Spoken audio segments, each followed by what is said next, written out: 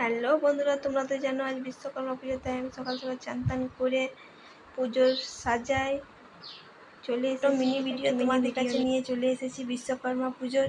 আশা করছি তোমাদেরকে ভালো লাগবে। ভালো লাগলে লাইক, কমেন্ট, শেয়ার, সাবস্ক্রাইব করে দিবে। চলো তাহলে ছোট্ট মিনি ভিডিওটা দেখা যাক বিশ্বকর্মা পুজোর।